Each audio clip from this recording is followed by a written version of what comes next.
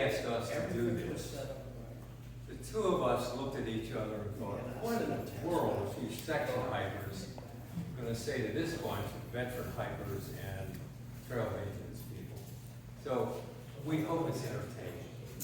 Let's start with that. Gene, you're on. Who are you?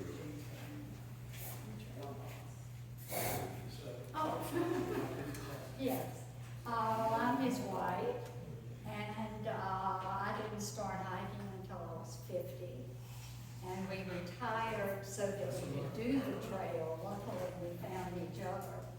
And so we did it together and just had a blast. But my name was Pacemaker.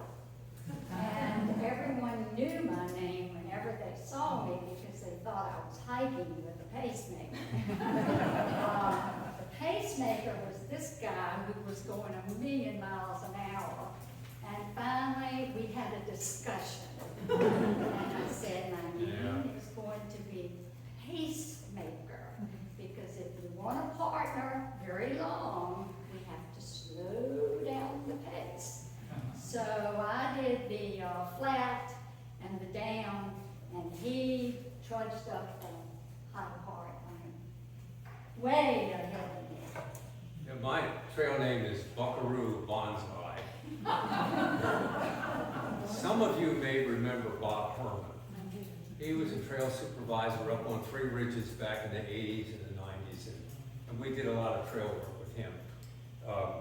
And he was the one who decided that I would get that as a name. In the book, which is called Unfinished Dreams, Bob is Psych Man, because he taught psych at Christopher Newport. As you all know from Lee's little blurb, I joined the club in 1979. This is my second meeting of the club. The first one, it was a copperhead right here, going down the middle of the aisle, and I got to tell you, the club members were scattering from that thing. In this room? Right here. It was a thing about snakes. And it was my first work on trail maintenance. It was on the cabin. It must have been, I don't know, late November into December. We were putting the beams in across the roof, and it was freezing and cold, and I can remember being out there wearing all the clothes that I had. And it got dark. I was like, oh, my God. And all I wanted to do was get in my sleeping bag. But the club members said, oh, come have dinner. And it was spaghetti. I don't know if anybody was here during those days, but I can remember putting my face down about 2 inches from that spaghetti, and the steam was wonderful, and it steamed up my glasses. And they were right. I had a good dinner, a good night's sleep. So let me read, and we're going to keep this light. We're going to keep it under 30 minutes. Let me read just a bit about what's on the back of the book. And this is sort of the core of it. Backpackers are often asked all kinds of questions. But the one thing that we hear all the time, people say to us, I've always wanted to hike the trail. I mean, it's like it's embedded in our psyche, a national psyche. It is a symbol of the lost frontier, a remnant of the untamed natural new world. It is a real gift. Now, the two of us, we're surprised we kept hiking with feet that were not very happy, and with more aches and pains than we could actually recount, or you all would want to hear about. But those dreamers that always wanted to hike the trail, that it's sort of like a path not taken. They know. It's not about cleanliness. It's not about feeling good. It's not even about smelling good. It's about being out there and doing things that you may not be able to do in the future. You know, we can tell our time is, we're in our 80s, so we're still trudging around out there, but you know, we're not doing 20-mile days anymore. And those early planners of the trail saved that long green sanctuary. Otherwise, it would have been, you know, haunts for the wealthy, and theme parks and housing developments. It would all be gone. And it's a gift, and our reason we said yes, we'd be here tonight is it's you all that keep it going. saying thank you for your work.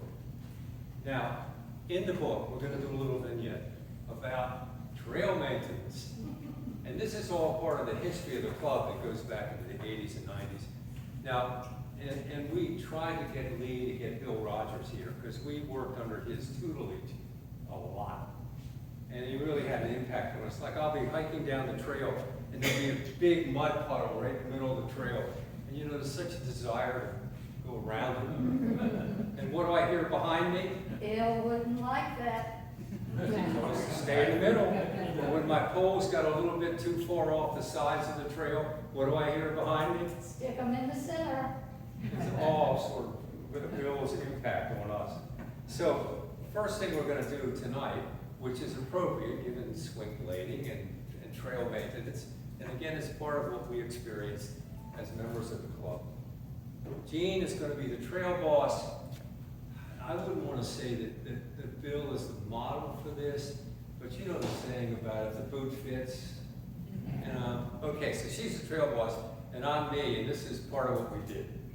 This is the spot where drainage is eroding the trail, and we need a water bar. Now this is me. Oh, nice. What's a water bar? I'll show you. Go on up there, find a big rock, and roll it down. How big?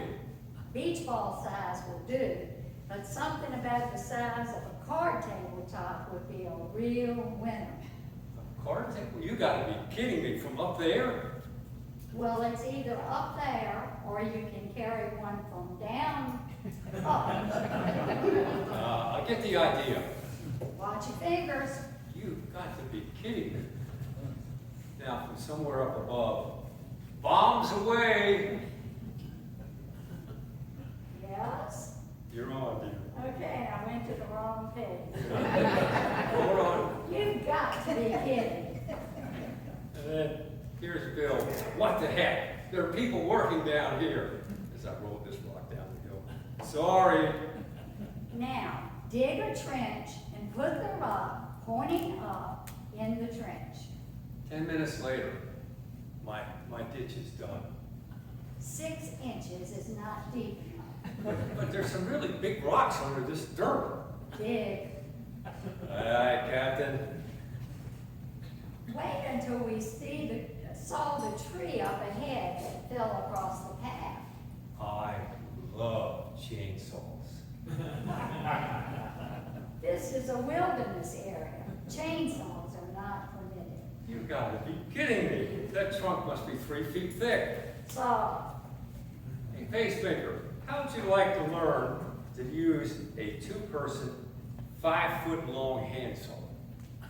And I can still remember that thing, that it had this leather across all the blades, and it was a work of art, I'll tell you. and even more interesting, that's what I did. Where's our swing blading man? Yes. The task is called swing blading. A swing blade is an instrument of torture with a handle about the length of a baseball bat. The thing has a flat blade at the end to cut down high grass, weeds, poison ivy. It really gets exciting when the blade rams into a large rock. As the Appalachian Trail is full of rocks, this happens fairly often. By the end of the day, blading, one's hearing and hand sensory abilities are substantially diminished. Now, volunteering has a few drawbacks.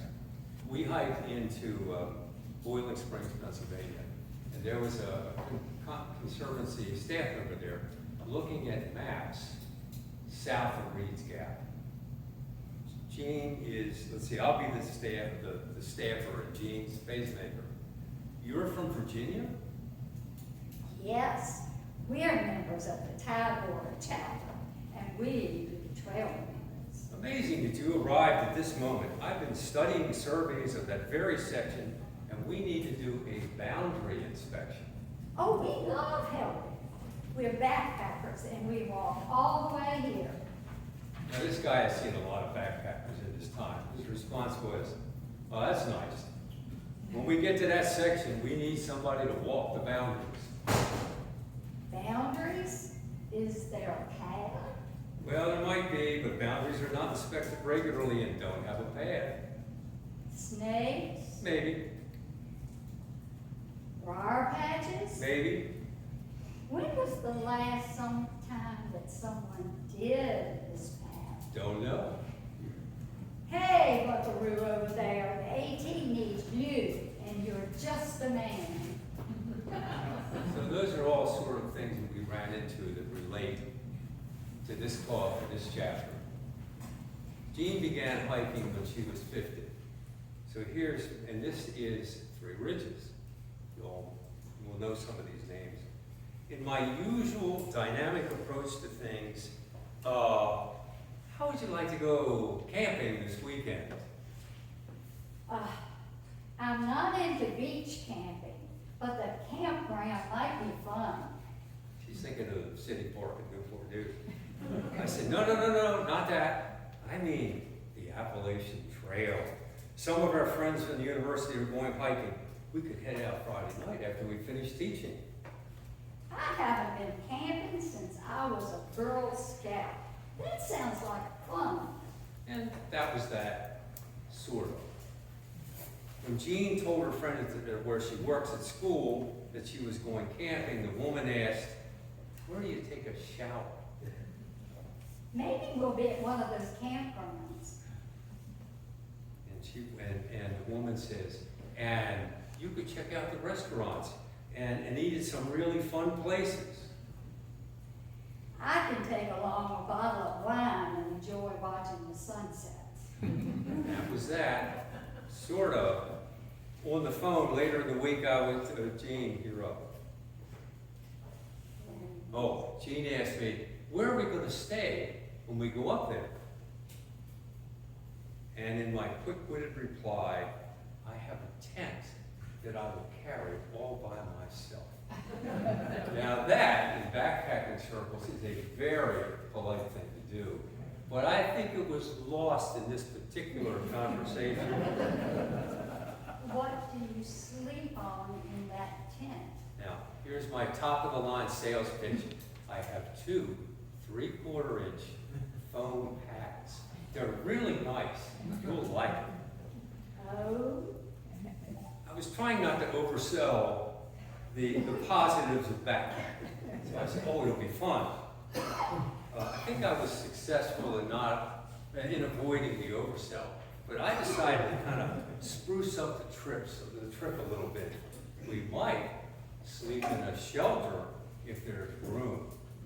Now, what woman, without experience, wouldn't think positively of a night in the shelter? What the uninitiated assume, and by the way, this is Malton Field, is that a shelter is like a motel in the woods. And it's sort of like that. You know, 3 walls, a roof, a wooden floor. I guess you could describe it as a sort of motel, in which one sleeps on the floor alongside all the other campers. And as Jean was one of the uninitiated, the idea of the shelter seemed to hit just the right chord. Safety, warmth, and a continental breakfast. a shower? Oh, we can get a shower when we get home. Well, I'm not sure how my hair will look after 3 days of no shower. I mean, no sweat. Well, that's okay. It's better to leave the sweating part of backpacking to be experienced rather than described. When we were going through the Smokies, we got to the Mount Collins shelter, and the weather forecast predicted rain that night. And the next day, we had this, and it rained all the way into the morning, whether we should stay or trudge out the miles.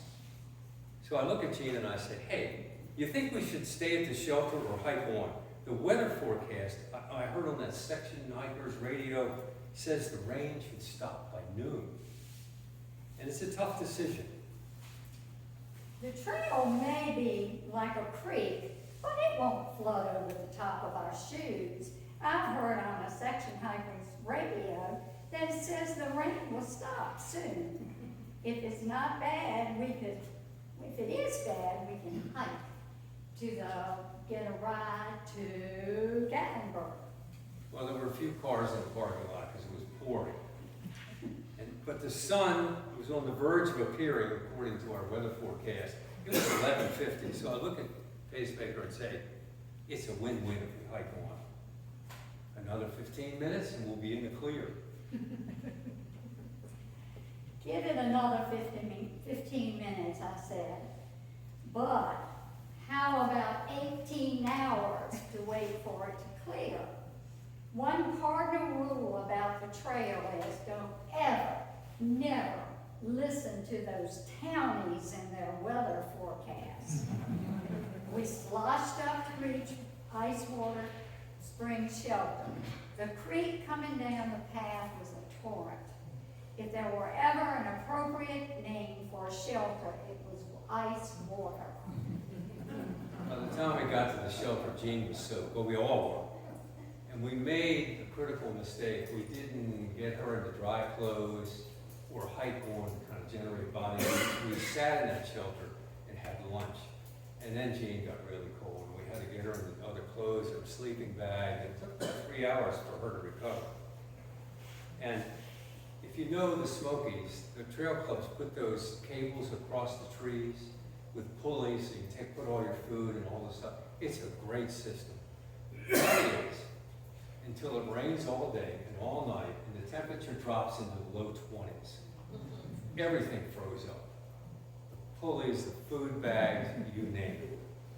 So here we are, and we're in this shelter, and I said, look, Jean, there's this little clothesline. We can hang our wet clothes up, and we'll have dry clothes in the morning. She was doubtful about that. She decided that's not going to happen. In the morning, as I said, everything was frozen. The most interesting part of it was that when I got out my hiking shirt, I got it off a little clothesline, I held it out, and it stuck straight out, frozen. So I start fussing about it. Look at this, no way. And I hold the shirt out for her to see. Can you believe this shirt? I have to put this thing on, it's frozen stiff. Now you would think an empathetic wife like Pacemaker would have some sort of feelings of consolation for me, console me, but she had her own issues.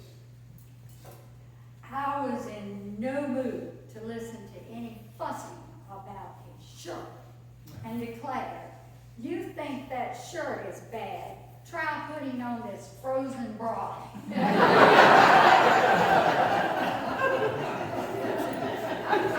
It too.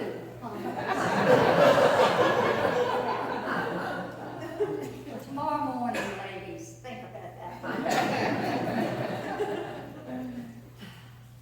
Let's see. So we finally got dressed, put on these cold clothes, and Jean puts that bra on and she says,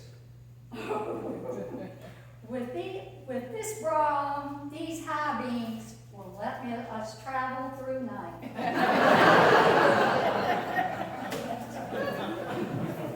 the next challenge were the food bags. They were, I don't remember how high, but I mean way up there, and they're frozen. We had about 30 young men who were there in the camp with us. So they began swinging on the cables, trying to shake loose the bags. And one by one, they came down, except for 3 bags that belonged to 3 Australian damsels. And they, a female out there in those days was pretty rare, and there were 3 sisters. They were Bluey, Veggie Light, and Waltzing Matilda. Now, if there was ever a call to testosterone for you guys, it was to have these 3 girls that every guy on the trail was interested in, and their food bags stuck up there. And one by one, the guys tried to get them down, and finally one guy, in a marvelous athletic feat, got the bags to come down, and they knocked them down on the ground. Now, the sad part is that the 3 girls connected with 3 other guys rather than this fellow, which proves that, you know, getting food bags down with the damsels doesn't rate very high. Now, if you think that's the end of the story, here's the best part. His friends would remind this guy all the way up north, and they would say to him, yeah, but I didn't get knocked on my ass by a food bag. All right. Okay, we're on page 7. We're almost done, folks. Don't fall asleep on us. Okay? We, you know, we wrote this book partially for our grandchildren, because we've been out there for 30 years pooping around, and they really don't know what we've been doing. I mean, that's the truth. So we put all of our little adventures into this thing. And we also put a list of questions that backpackers get asked. You know what they are. You've had them. But we thought, maybe towards the end here, we talk about why we hike the trail. What makes hiking fun is that we really like being out there. It's that simple, being together and being there. The beauty of the Appalachian Mountains, it's a gift to those of us who venture out there. We know that we won't be able to backpack forever, so now is the time. We know that the mountain garden is under siege. Acid rain, development, pollution, invasive species, to name a few. We get out to enjoy this beauty and do what we can to protect that for our grandchildren. Walking the trail connects us with what is simple, beautiful, and bountiful. And we especially like sharing this together. And if you ever read the book, we like sharing our misadventures. And we have a lot of friends, when they've read this, we sort of get 2 comments back. One, I would never want to do that. And the other is, Gene's a saint. Okay, last paragraph. Many hiker memoirs begin in Georgia or Maine, and they describe experiences, you know, mile by mile, day by day. But we hike on weekends and holidays, and a month or 2 at a time, and a week at a time. So it's not a linear process. It's filling in places all over. This story shares the struggles and joys on the AT and offers a deeply felt thanks to you all and to all who have enriched our pilgrimage. That's it.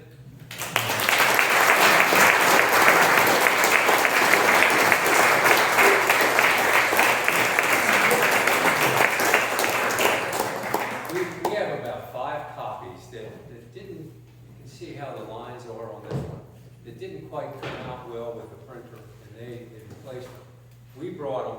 Anybody, any of you can have them for free. If you'd like to make a donation to the club, that would be nice.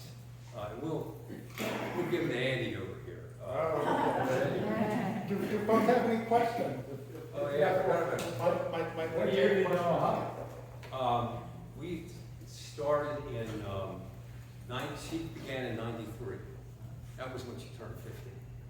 And then we did all these sections, and we went to Springer in 2006 when we retired.